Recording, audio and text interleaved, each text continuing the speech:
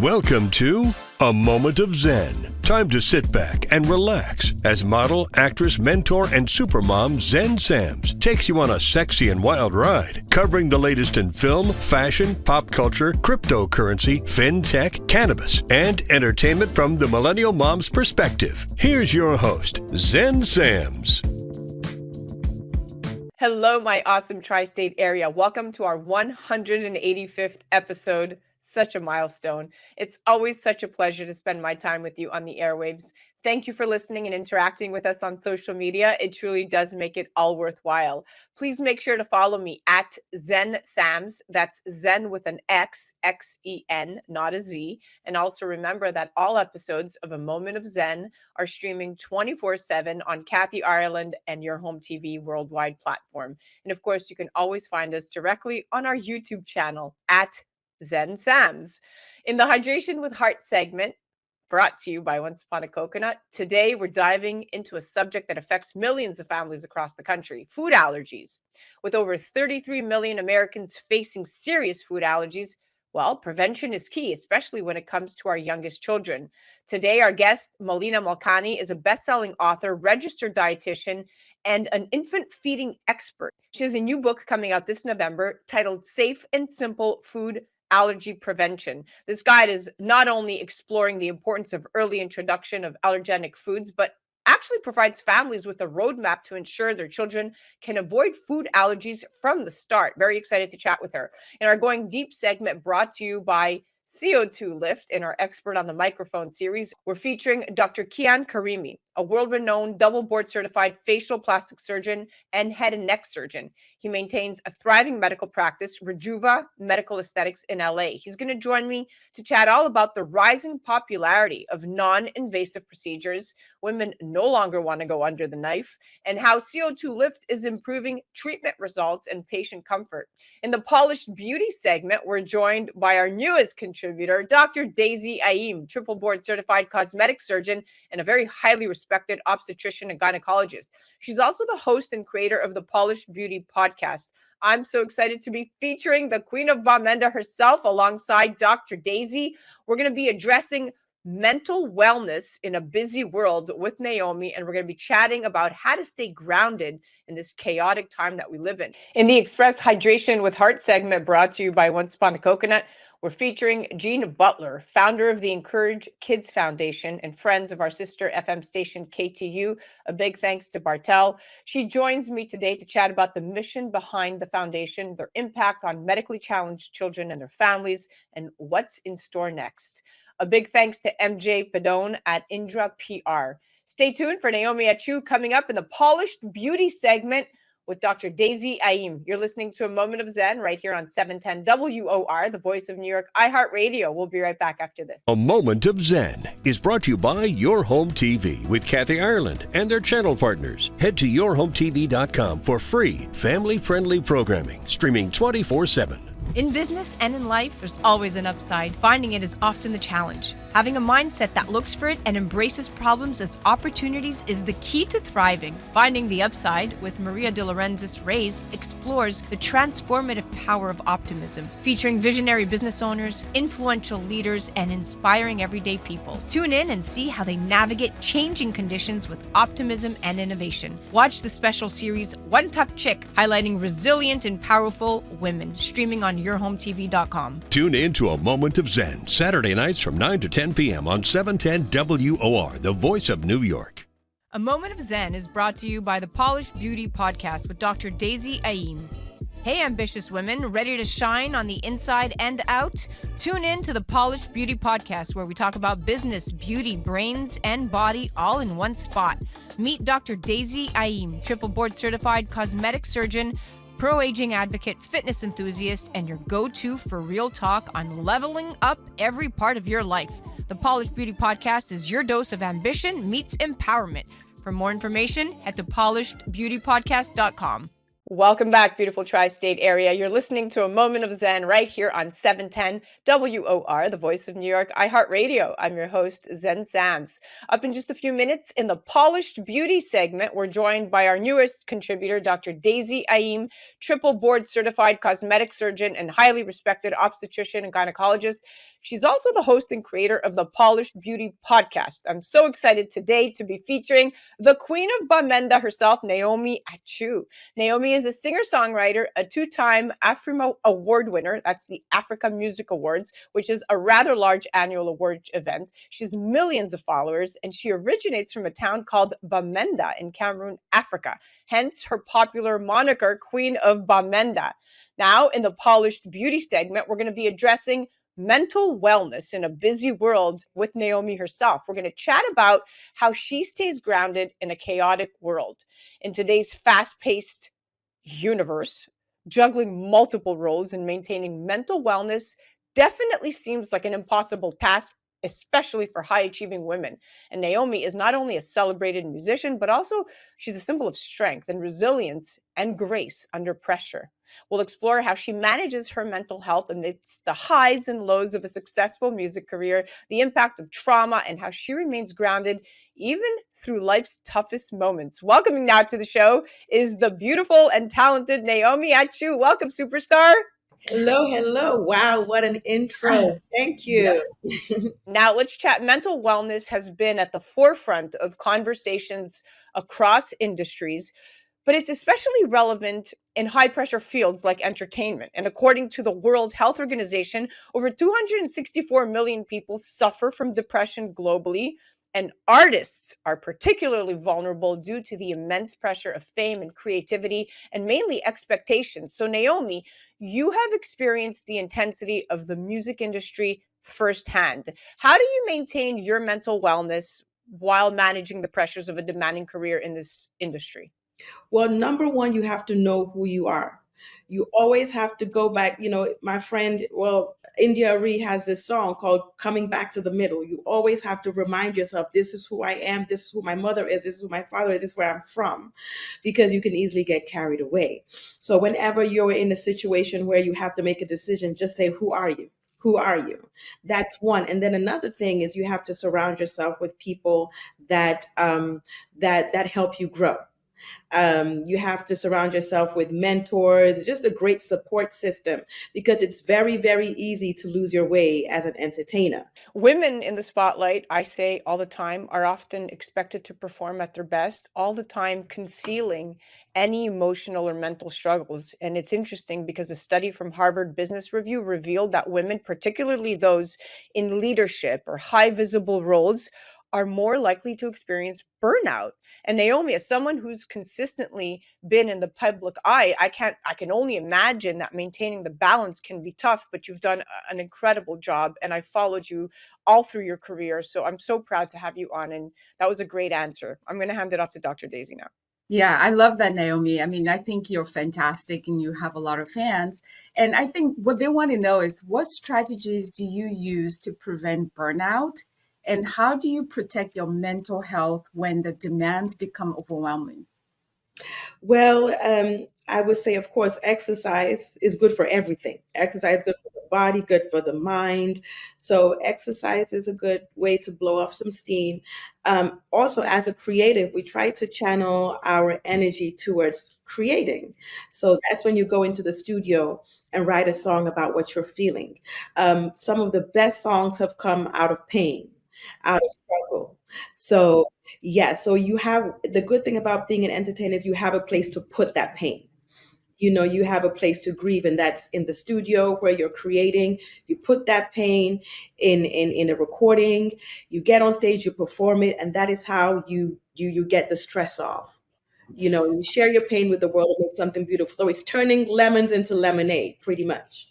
And you know what, as audience, we can always tell when that music just takes a different note, because you can just feel that connection with it. Now, navigating the highs and lows of a music career can take such a toll on one's emotional well-being. I don't know how you do it, girl, but success often is, obviously, while rewarding, it brings isolation. And with that anxiety and that isolation, we have that research showing more musicians are 3 times more likely to experience depression than the general public. And your journey hasn't been easy, but you've remained resilient. So how do you stay grounded when dealing with the highs and lows of fame? And what role does your support system play in helping you stay centered? Well, I said I said this about 2, 3 years ago. I said, if my feet are hurting, I'm going to talk about it. I am not going to be in pain in silence because what causes depression is you're going through whatever you're going through and you're keeping it locked up, right? So you don't know where to put that pain. So writing a song, reaching out to whoever, and sometimes you can reach out to a third party. I'm a strong believer in therapy. Yeah, I'm glad you mentioned therapy because, a lot of cultures, therapy is sort of like, what is that? Or don't really resonate well, But I also say that when we speak of therapy, it doesn't have to be this formal thing. In some cultures, talking to your grandmother or your neighbor, that's therapy without you realizing it's therapy, So I really like that. And I just admire the fact that you prioritize fitness into your routine to make sure that, get everything going. But how do you really do it? Because with a busy schedule like yours, how does that look like? So sometimes I do my workouts at night. If my mornings are very busy, because, I'm a mom. So Yeah. If my mornings are too busy, I switch to night. I drink lots of water, I do my hydration throughout the day. But yeah, mainly at night, and Yeah. jogging, running, walking, at least the bare minimum, just to kind of, get your system just up and feeling better, Yeah, I mean, that's true Mhm. because I tell my patients all the time, working out doesn't have to be this customized, what you see on social media, what Mhm. works for you. So I love that you say at night because that's your time and it's okay to do that. Thank you Mhm. for sharing it. Yeah. And mental wellness goes hand in hand with physical well being. The mind body connection is so vital, especially when it comes to managing stress. You have studies coming out, American Psychological Association. They said consistent physical activity can improve mood and reduce symptoms and depression and anxiety. And Naomi, you've been vocal about the importance of physical fitness in your life, so I commend you about that. But now let's move on. Let's talk about dealing with trauma, especially the loss of a loved one is one of the most challenging aspects of life. National Institute of Health reports that grief can have a significant impact on mental health, often leading to prolonged emotional distress. And now I know, Naomi, you faced personal loss, but you continue to show immense strength. How have you dealt with the trauma and loss in your life? And what advice do you have for those going through similar experiences? So, of course, I did post on my page that my father passed away last year. He passed away November 29th of 2023. And, That's my birthday. oh my Mm. God. Okay, well, Okay. I It's a will always See, beautiful I day. told you there was a connection when you came on. I don't know if the day meant anything of when he passed was the first thing I said to you. I had no idea he passed on November 29th, but I that think means it's meaningful. that means I owe you a gift every November 29th. I will never forget your birthday. So I just take one day at a time, honestly. Yeah. And it never really gets better because you're losing somebody who brought you into this world. So I don't expect it to get better, but I expect that I will be able to manifest in the ways that my father would have wanted me to. And that's all you can do. But I have a strong support system because my dad had 6 children. I'm the last. So I have my brothers and sisters who have been there for me. I have cousins, and my dad, we come from a big family. So we have cousins, aunts, uncles who have been very supportive. And yeah, Doc knows how we do in Cameroon and Yeah. how we grieve and how we support Yes. each other. So it's really You just have. one day at a time. I did write a song. I did write a song for him, which I performed at every service where he was being recognized. Mhm. Um, that was helpful too. Was the song? It's called "A Big Man." I love that. I mean, I get it. We come from a community of village, right? So Yeah. when one thing happens, the entire community just pitch in and Mhm. uplift you. So that was really nice. And I like that, your music seems really therapeutic in processing trauma. How do you channel that? Is this something that is happening at the moment or later? How do you just put that into your creative juice? Well, so the way I write, sometimes it can just be from immediate pain, like the Mm, song I wrote for my dad, and sometimes it can be somebody else's pain. Sometimes somebody tells me a story that's, is a sad story. It can be a happy story too, but I take that story and I'm writing. So a lot of my creativity comes naturally at the time. And of course, if I'm writing to a beat, then I'll just match that beat, match the energy to the beat. So it's all about energies, the energies that are flowing at the different times. Yeah. And mental wellness is extremely important. Let's talk about that. So mental wellness in the entertainment industry is often, it often requires a proactive approach to self-care. And when we look at the research and the data, it shows that artists who actively practice mindfulness are more resilient in the face of industry pressures. Yes. Now, Naomi, you've shared snippets of your self-care rituals with your fans, which helps to destigmatize the conversation around mental health. But can you share your daily self-care or mindfulness practices that help you stay mentally balanced in such a chaotic world? Affirmations. Affirmations. Of course, I have a relationship with God, so I talk to God every day. But then affirmations, which is once again reminding yourself of who you are. I am kind. I am loving. I am smart. I am intelligent. I am beautiful in and out. So since you have me on the spot, I'm going to ask you to say this after me. I am beautiful in and out. I am beautiful in and out. In and out. I am kind. I am kind. I am talented. I'm talented. I am talented. I am a great friend. I'm a great friend. There you go. So all those affirmations, when you wake up in the morning and you say those things, that's how you carry out your day, with that energy. Amen. Yes. Amen.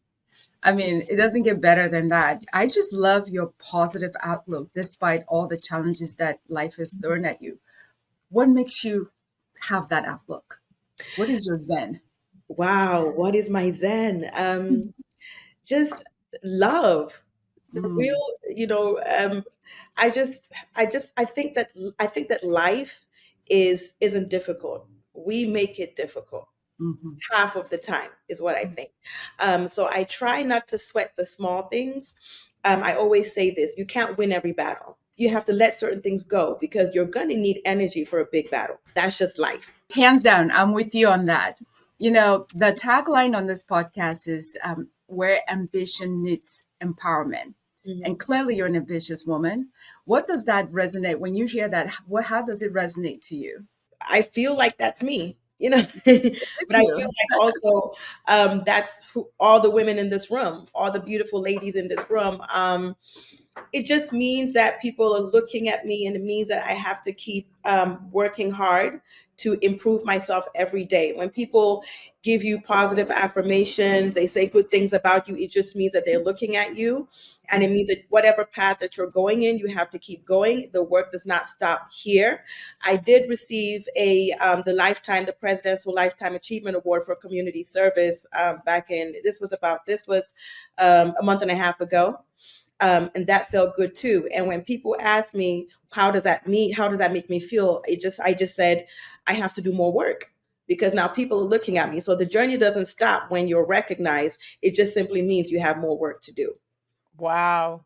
I love that. I know. Spoken like the Queen of Bamenda. We love it. Yeah. And resilience is something we all aspire to, but often struggle with, right? It's a trait that's built over time, especially when facing challenges like personal loss or professional setbacks. But you've been an incredible role model of resilience for many. So I can't thank you enough for coming on and chatting with us and being completely transparent. You are definitely the queen. Yes. I try. We all have our days. So to our listeners, remember that taking care of your mental health is just as important as any other aspect of your well-being. Stay tuned for more insightful conversations. And as always, stay polished and stay beautiful. We'll be right back after this. You're listening to A Moment of Zen right here on 710 WOR, the voice of New York, iHeartRadio.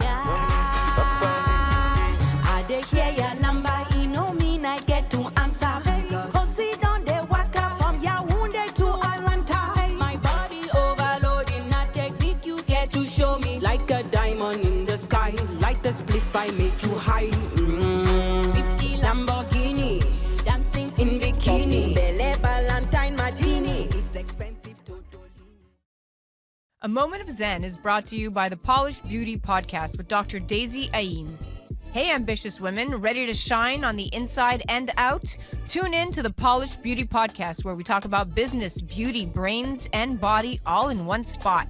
Meet Dr. Daisy Ayim, triple board certified cosmetic surgeon, pro-aging advocate, fitness enthusiast, and your go-to for real talk on leveling up every part of your life. The Polished Beauty Podcast is your dose of ambition meets empowerment. For more information, head to polishedbeautypodcast.com. A Moment of Zen is brought to you by Once Upon a Coconut. Discover the refreshing taste of 100% pure coconut water that actually tastes great. Naturally sweet with no artificial flavors or added sugar. It's packed with electrolytes to keep you hydrated throughout your day. And with 10% of profits going to charity, every sip makes a difference. Pure taste, pure goodness. Experience nature's Gatorade. Visit Once Upon a Coconut or naturesgatorade.com. Welcome back, beautiful tri-state area. Welcome back to A Moment of Zen on iHeartRadio 710 WOR, the voice of New York, where we cover the latest in wellness, culture, and trending topics with top experts. I'm your host, Zen Sams. In the Hydration with Heart segment brought to you by Once Upon a Coconut, today we're diving into a subject that affects millions of families across the country, food allergies. With over 33 million Americans facing serious food allergies, prevention is key, especially when it comes to our youngest children. Our guest today, Melina Malkani, is a best-selling author, registered dietitian, and infant feeding expert. She has a new book coming out this November titled Safe and Simple Food Allergy Prevention. This guide not only explores the importance of early introduction of allergenic foods, but provides families with a roadmap to ensure their children can avoid food allergies from the start. It's so interesting because most of us grew up hearing the opposite, that delaying certain foods was the best way to avoid allergies. But as she's pointing out in her book, research like the 2015 LEAP study found that introducing peanuts between 4 and 6 months of age could actually reduce the risk of peanut allergy by 86%. Can't wait to get her thoughts on this. That's a huge finding. Welcoming now to the show is the amazing Melina Malkani. Welcome, superstar. Thank you so much, Zen. It's so good to be back. I always love chatting with you.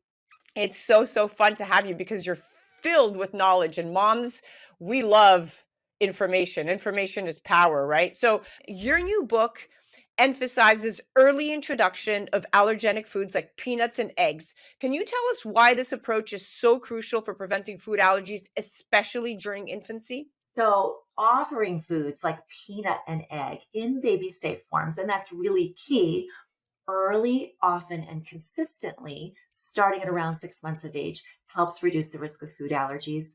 There's about 9 top allergens. We don't know as much about the rest of those allergens. We know the most about peanut and egg. So those are the most crucial to start with.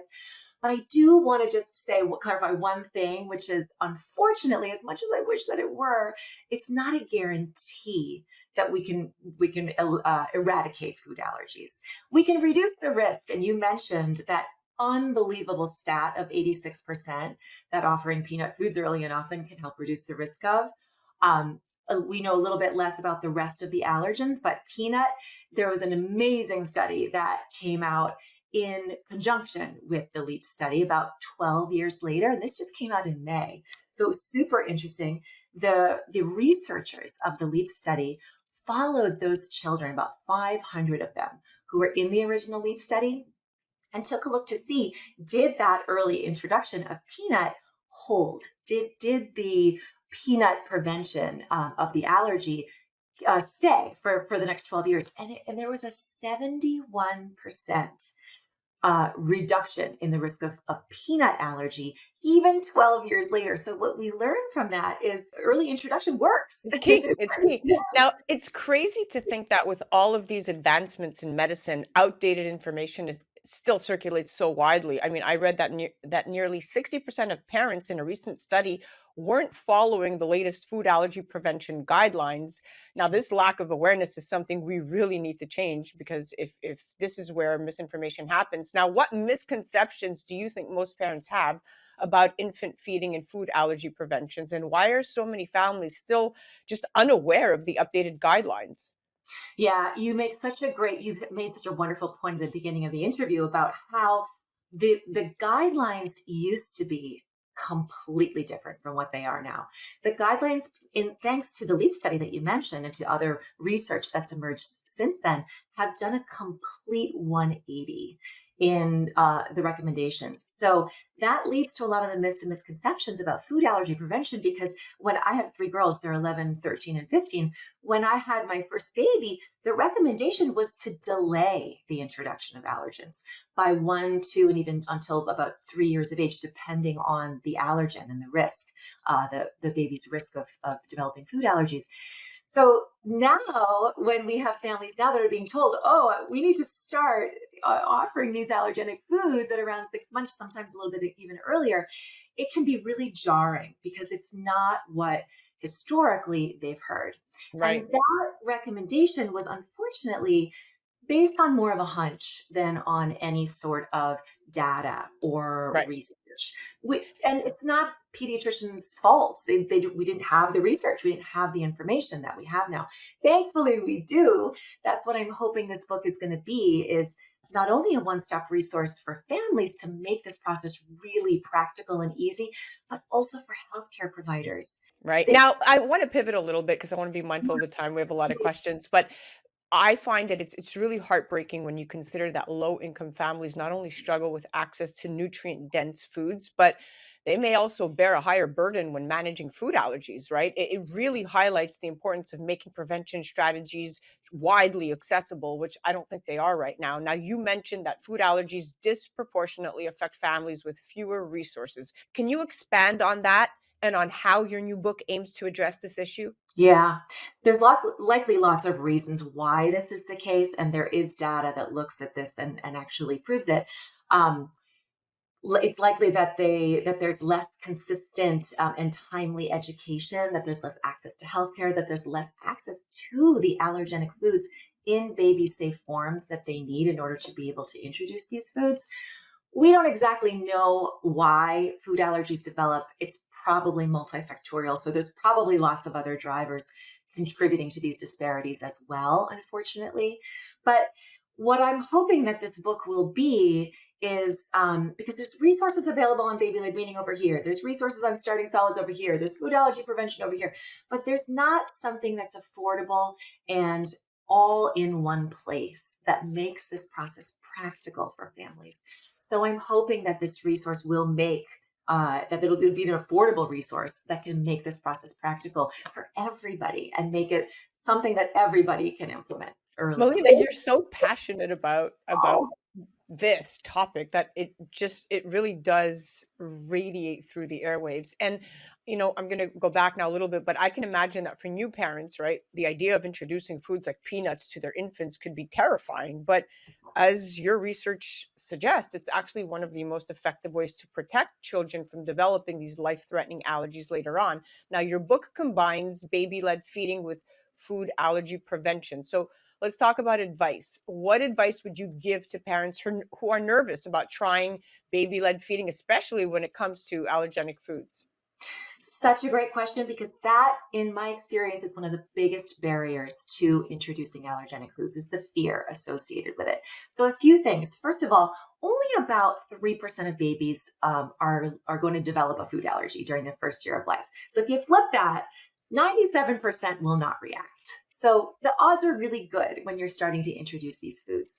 Second of all, the likelihood of a severe reaction is so extremely low. What we learned from the LEAP study is that for the babies that are already sensitized and who are going to develop an allergic reaction, it's going to be really mild. It's very much more, yes, anaphylaxis can happen during infancy, but it's so uncommon. And it's much safer for you to discover if your baby has a food allergy during infancy, when the immune system is much more malleable and the reactions are so much more likely to be mild, than waiting until toddlerhood or even later, when the likelihood of a severe reaction is much more likely. So that's really important. Also, there have been no recorded deaths on first introduction. I feel like a lot of parents are listening to this and going, okay, this makes sense. Introduce it earlier on to mitigate the risk later. Now, I want to We have 3 minutes left, but I have a couple of more questions here. So getting kids to eat healthy is already a challenge for so many parents. But when you add the concern of food allergies, it becomes even more complicated. So I'm really curious to hear your thoughts on how you navigate this in the book. How does your book tackle the challenge of making nutrient-dense foods accessible and appealing to children, especially those at risk of allergies? Absolutely. That was one of the biggest challenges of the book, was to take all of these foods and put them into baby safe forms that were actually delicious, because it's not going to help us if we're introducing these allergens and they're not actually eating the foods. The other piece is families, because as a mom, when you're developing more than one meal at a time, it's a really quick recipe for burnout. So I created 80 recipes and 8 meal plans that help keep those allergens in the diet frequently, which is another piece of the food allergy prevention puzzle that's important, is to keep offering those allergens once they've been introduced. And each of the recipes can be offered to the entire family. So you can draw baby into the family meal and help encourage baby to try these foods by role modeling, which is such a key piece to feeding kids and making nutrient-dense foods delicious and something that they're likely to eat. Now, let's pivot a little bit to hydration, because we have about 2 minutes left. So hydration plays such a vital role in overall health, especially for growing children. Ensuring that kids stay hydrated is not just about avoiding thirst. It's key to their cognitive function and mood and even digestive health. So coconut water is rich in electrolytes like potassium and magnesium, and can be a great option to keep kids hydrated in a natural way. Melina, how important is proper hydration and electrolyte balance for young children, especially when introducing solids? Could coconut water be a healthy option for maintaining hydration and electrolyte levels?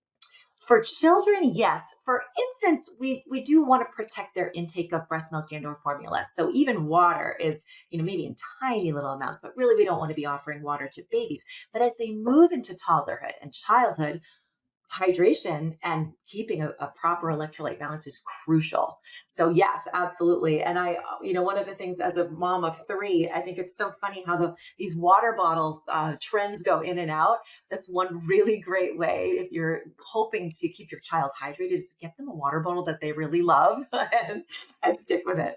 I know those Stanleys ain't cheap, but they do keep them hydrated. Now, what are some tips for parents to ensure their children are drinking enough water throughout the day, outside of just getting them a fancy can? And how can coconut water serve as a nutrient-rich, hydrating alternative to other beverages?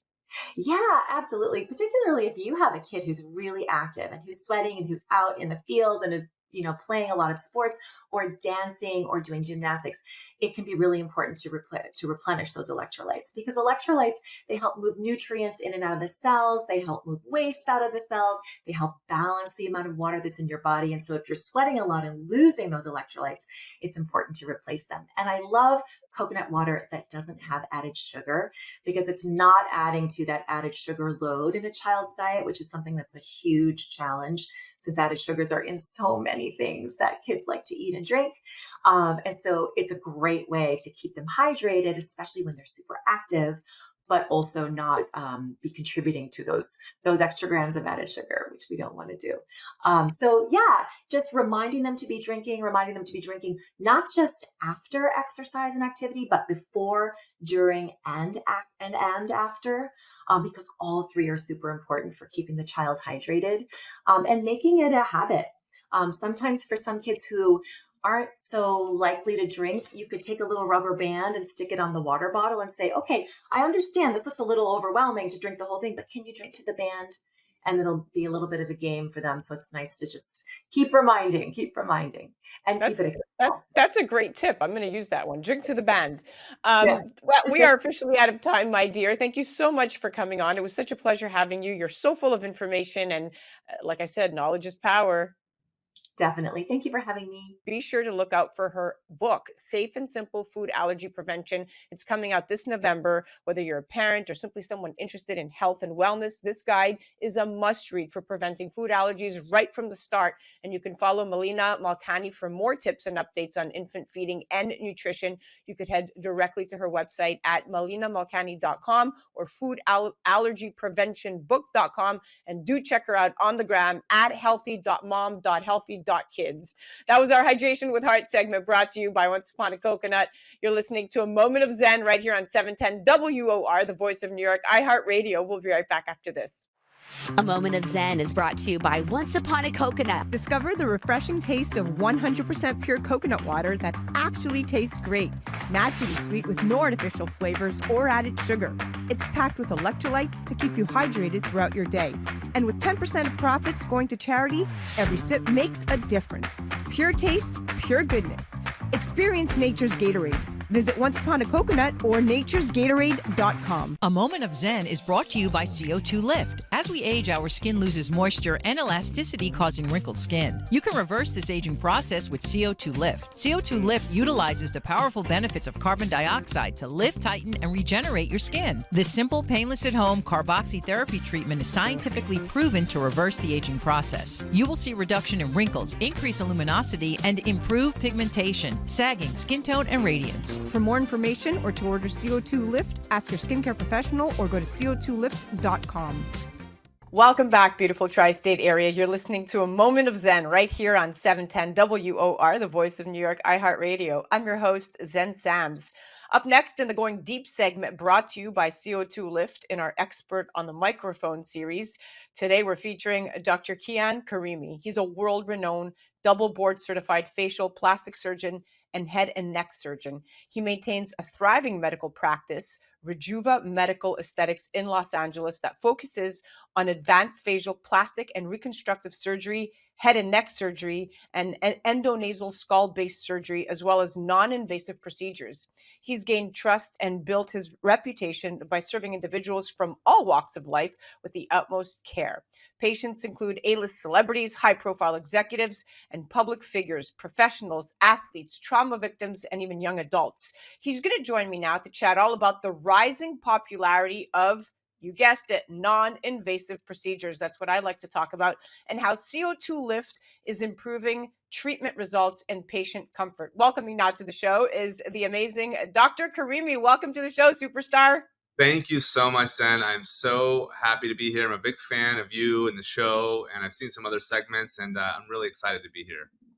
I'm so excited to have you on. Let's dive deep. So you have had quite an impressive career, my friend, already, from graduating medical school at 23 years old with the Alpha Omega Alpha Award. Hello, recognizing the top 10% of students nationwide. That's impressive. To now founding your own practice and being considered one of the nation's top facial plastic surgeons. Now, I'd love to know what inspired you to enter this field and specialize in both facial plastic surgery and head and neck surgery, which is not very common. I've always been bored very easily. And so when I was younger, I just wanted to take as many classes as I could, learn as much as I could. And I just always had this drive to be around brilliant people, be challenged. And I've always loved a challenge, which is why after I finished all my training, I moved to Los Angeles with no job. I had no connections, no family, nothing. And so that's really where, even though I was a fully trained facial plastic surgeon, I had to start my career in the minimally invasive and non-invasive. And that's kind of now we're back full circle. Even though I have a thriving surgical practice, the demand and awareness now in aesthetics compared to 14 years ago when I started my practice is absolutely incredible in terms of what is different, what is new, and how much the consumer now knows about aesthetic treatments. It's incredible. And that's really the hardest part, right? It's not hard, but it's also, it's very rewarding for you to be able to speak to an educated patient. And I know you're also recognized as a pioneer.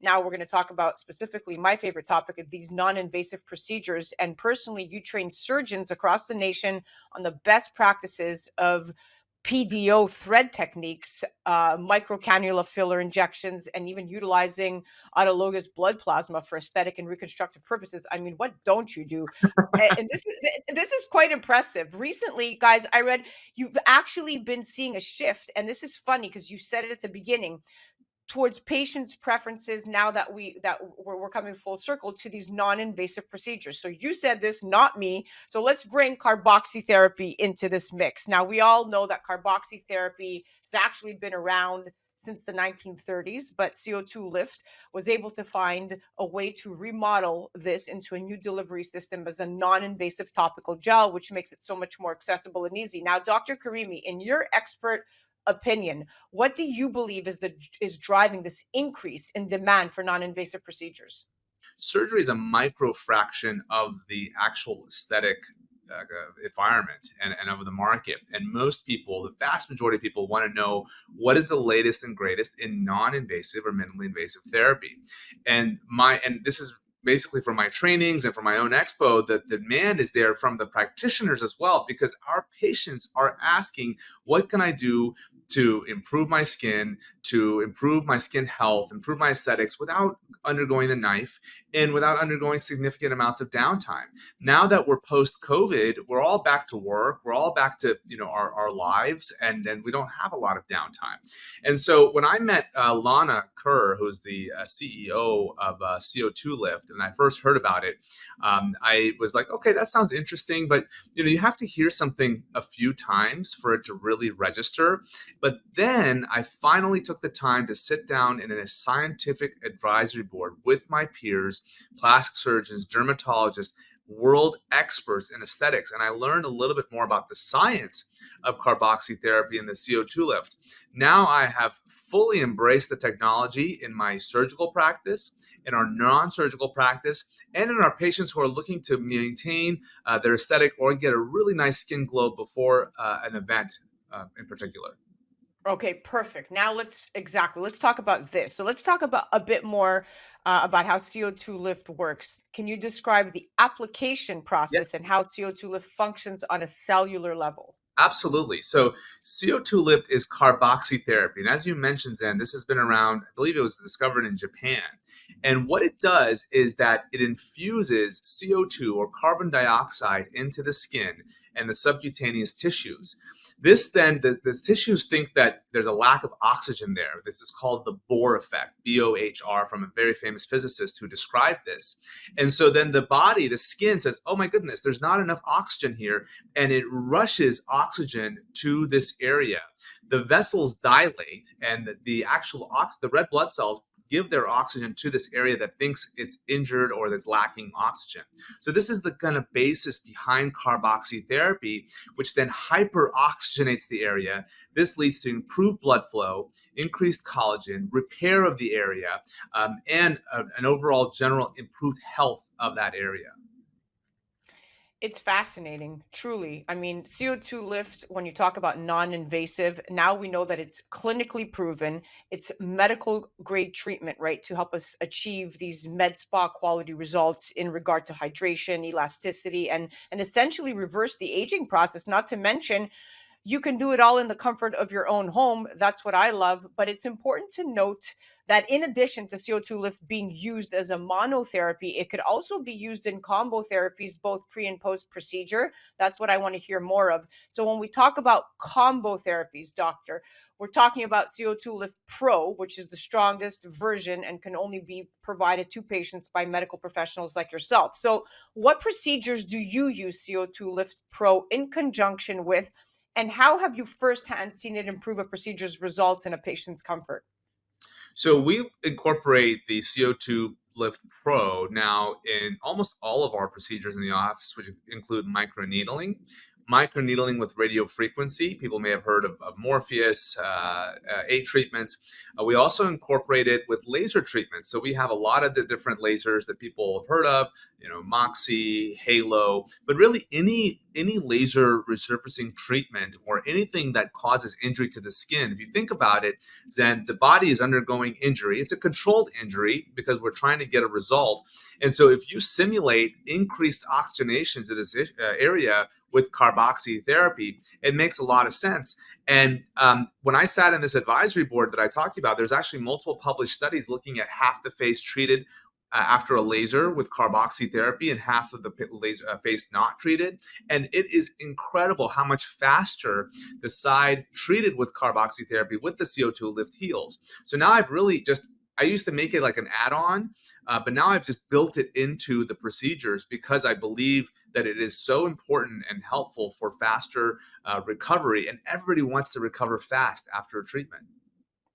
Without a doubt, recovery is at the forefront of, I think, most women's decision when it comes to a procedure, invasive or non-invasive. Now, let's chat about skin pigmentation, specifically melasma. So, melasma affects approximately 5 million people in the United States, most commonly affecting women.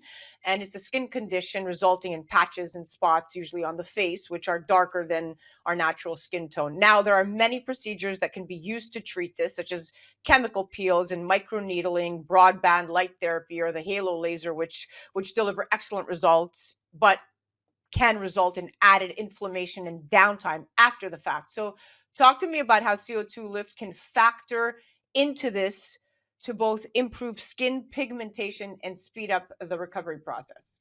Absolutely. So melasma, as you mentioned, is a very difficult issue to treat, and it can be quite problematic for patients, particularly women who get pigment all over their face. They call it the mask of melasma. Melasma is a tricky beast. If you don't deal with it just right, it can worsen or it can come back, and it's really sensitive to heat, it's sensitive to sun, and hormones, and a lot of different factors. The CO2 lift really comes into play because it helps to decrease the inflammation of the area being treated, particularly of the area with melasma. So the CO2 lift can be used as a standalone to help kind of decrease the inflammation, improve blood flow to the area, or in conjunction with the treatments that we are using to treat melasma. So I do think that the CO2 lift is so important, particularly if a treatment is being done, because sometimes those treatments, as you mentioned, can actually worsen melasma. So the CO2 lift kind of gives you an insurance policy that you're going to be increasing oxygenation to the area, improving blood flow, bringing in all the healing and growth factors to that area being treated to really minimize worsening melasma, and more importantly, decreasing it and making the patient feel more confident. It's fascinating. Now, you also specialize in rhinoplasties. So let's pivot a little bit. And you even have a whole Instagram page dedicated to this. Like, what new technologies or techniques have you implemented in regard to rhinoplasties? And what does the typical recovery process look like? How do you help your patients really manage that post-surgical care? I love rhinoplasty. It's actually the procedure that inspired me to become a facial plastic surgeon. It is the most complex procedure. It's considered to be the most difficult procedure. Like I told you, I like a challenge in all of plastic surgery. And even though our noses are in the centers of our face, the best rhinoplasties are the noses, in my opinion, that are not seen, that bring out the eyes, bring out the smile, and really help to harmonize someone's face. Rhinoplasty has been around for a long time, but there have been some important developments over the last several years which have led to more precise rhinoplasty results, better control, and of course, less recovery and less downtime. Now, after an ultrasonic rhinoplasty or a nose tune procedure, which is what I call my approach to rhinoplasty, my patients can be back to work at a week. Cast comes off at 6 days. There's usually very little bruising and swelling. And these are because we have better tools now. We have ultrasonic devices that make precise carvings in bone rather than hammers and chisels. And this has really led to much better results and faster healing. Now, just getting back to the CO2 lift, one of the really incredible things that it can do is actually reduce bruising big time. And so if I do have a patient, for whatever reason, 1 in 20 of my patients, 1 in 30 will have some bruising at the 1 week mark, we'll actually apply CO2 lift to the area, and it lifts the bruising incredibly. When I do a face and neck lift procedures, typically there's very little bruising, but sometimes, especially men, will get a fair amount of bruising. So we immediately start applying CO2 lift, and it is amazing on how it improves bruising.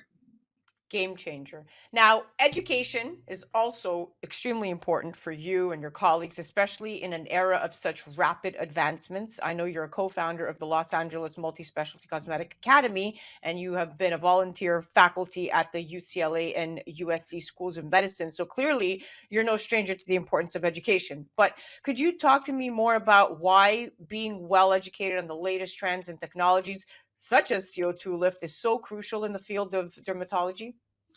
Absolutely. I mean, I travel almost every month to go to some meeting, some conference, because just like I shared with you about being around bright minds and being around innovators, our field is ever changing. I mean, every month, every quarter, there's something new out, or there's a new understanding of what we're doing. So that's why education is so important, especially in aesthetics.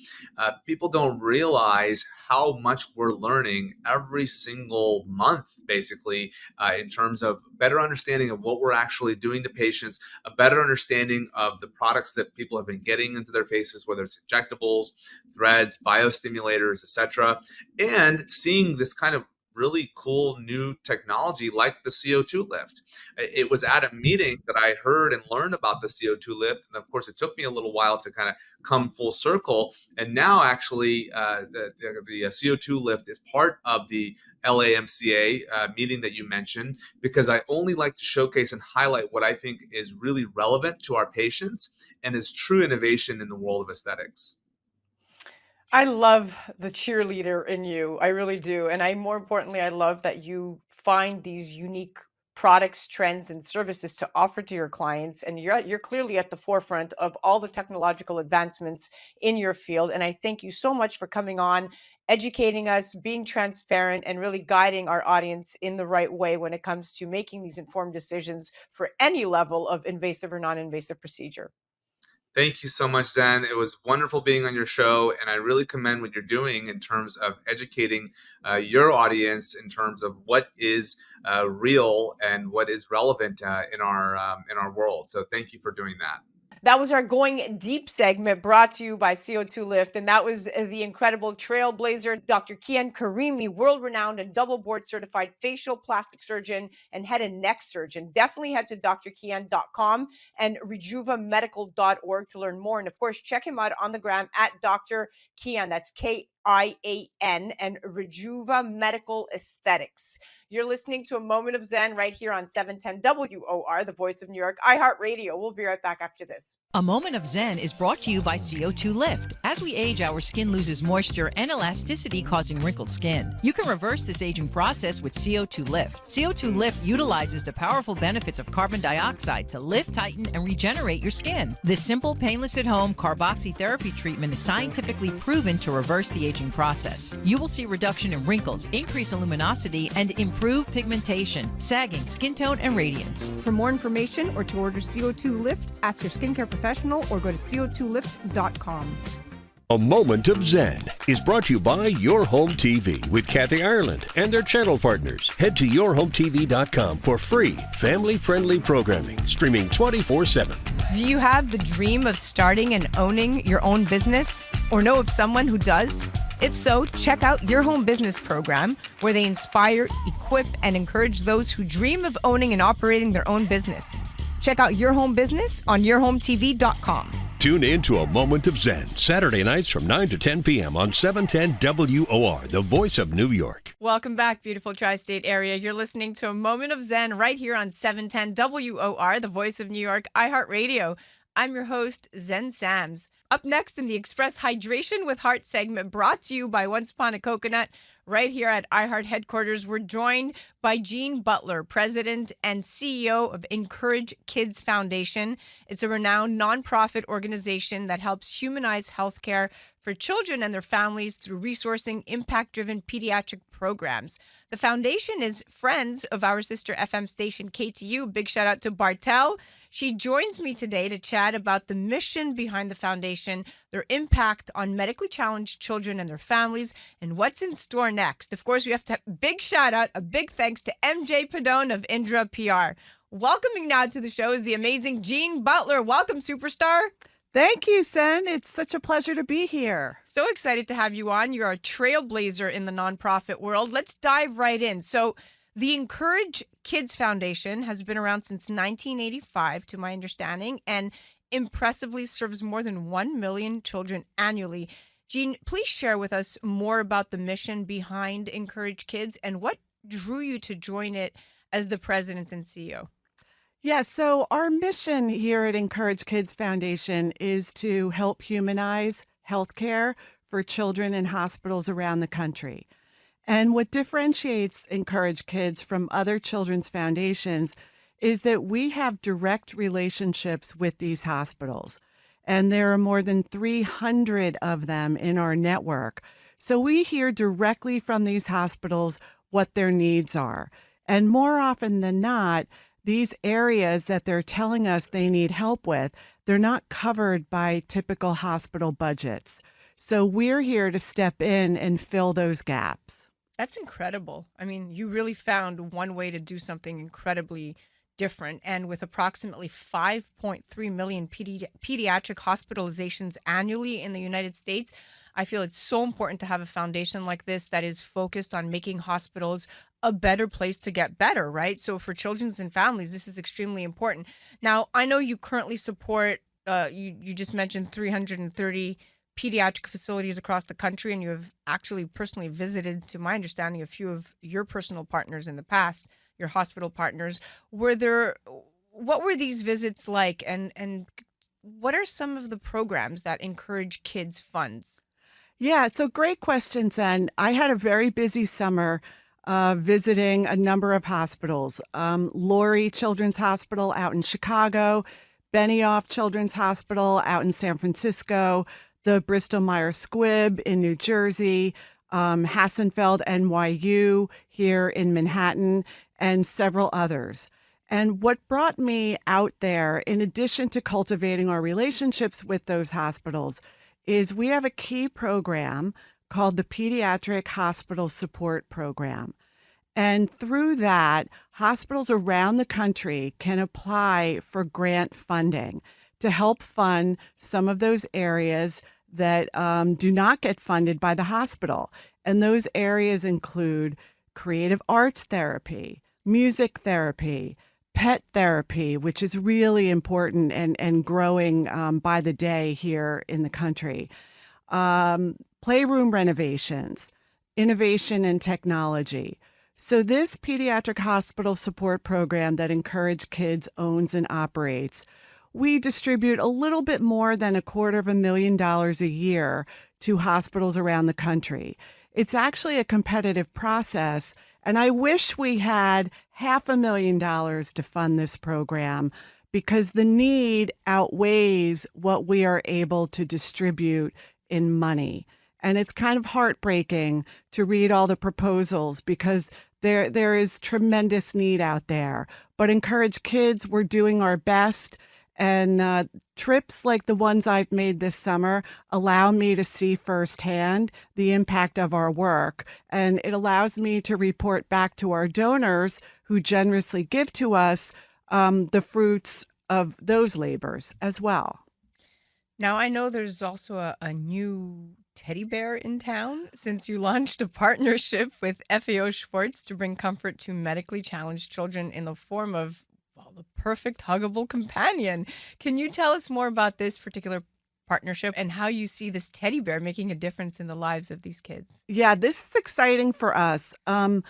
Zen, I spent more than 15 years in the children's toy industry, so I'm pretty familiar with the small, medium, and large toy companies who occupy that space.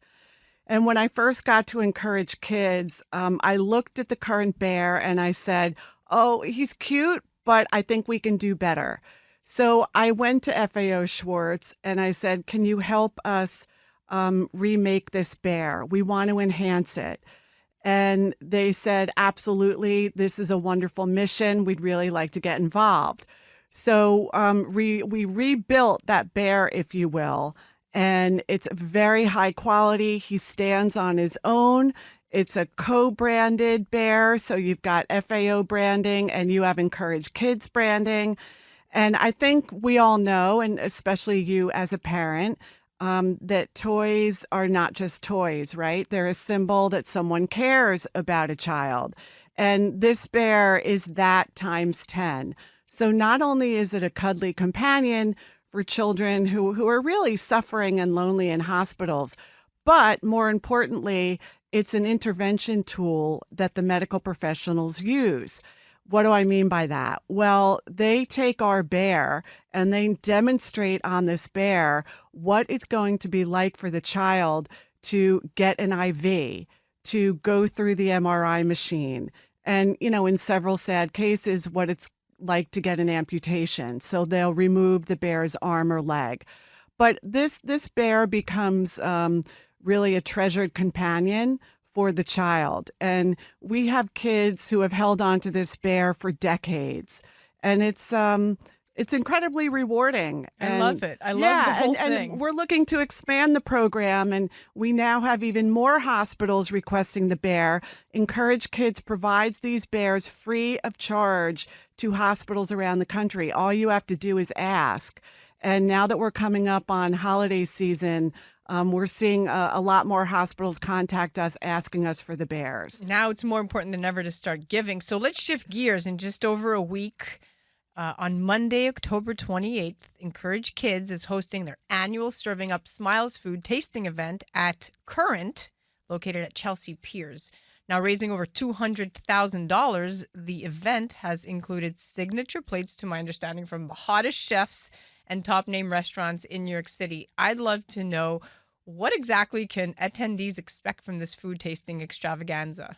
Well, it's a really fun event, and they can expect a night of fantastic food, entertainment, delicious cocktails, and we have you're coming, Zen, and I will be there with bells on. Some of your colleagues here from iHeartRadio, some friends from the Elvis Duran in the Morning Show will be there.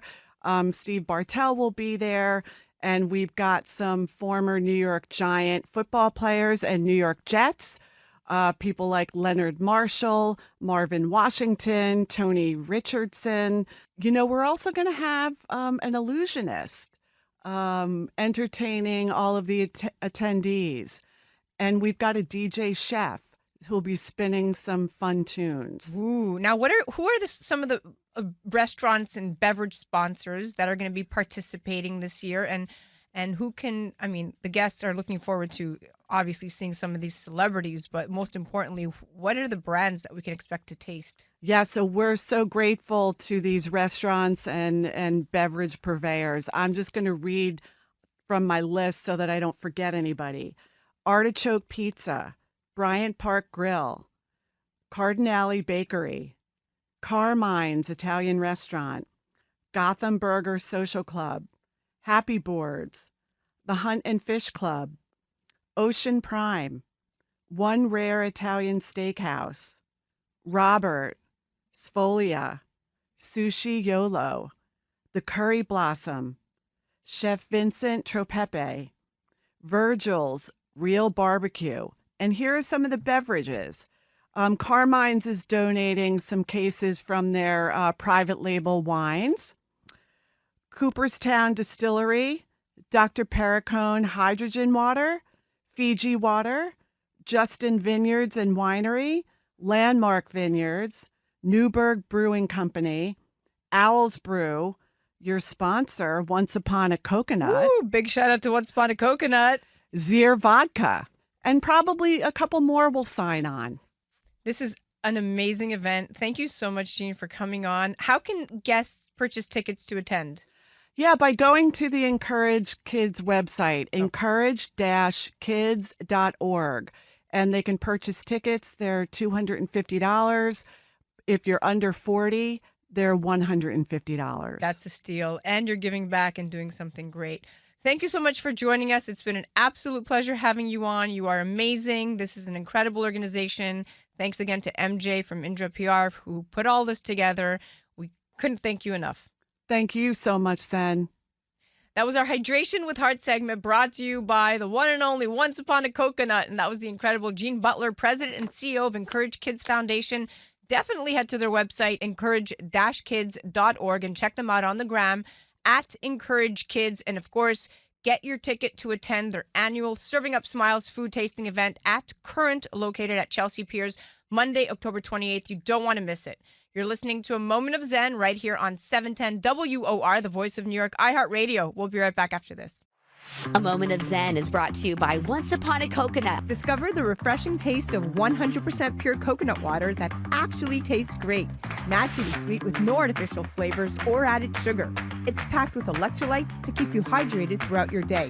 And with 10% of profits going to charity, every sip makes a difference. Pure taste, pure goodness. Experience nature's Gatorade. Visit OnceUponACoconut or naturesgatorade.com. A Moment of Zen is sponsored by FinTech TV. FinTech TV, the newest streaming channel focused exclusively on the business of blockchain, digital assets, and sustainability. Broadcasting from our studio on the floor of the New York Stock Exchange with daily reports from NASDAQ, global expansion, and 24/7 coverage. Become part of the launch. Head to fintech.tv/invest. fintech.tv/invest. Tune in to A Moment of Zen Saturday nights from 9 to 10 p.m. on 710 WOR, the voice of New York. Well, that's a wrap, my dear friends. We are at the end of our date. Remember to join me right here on 710 WOR, the voice of New York, every Saturday night from 9 to 10 p.m. Or you could head to 710WOR.iHeart.com/A Moment of Zen. Also remember that we're live on Traverse TV Sundays at 1 p.m. Eastern. We upload to YouTube Sundays at 2 p.m. Eastern. And of course, all of our episodes are available on your home TV and Kathy Ireland worldwide platform. It's free programming to you. You could head directly to our channel, mox.yourhometv.com. Thank you for listening to A Moment of Zen. It's been an absolute pleasure being your host. Thanks again to all of our sponsors that continue to make the show possible. And remember that happiness is the only thing that multiplies when you share it. We'll be back next week.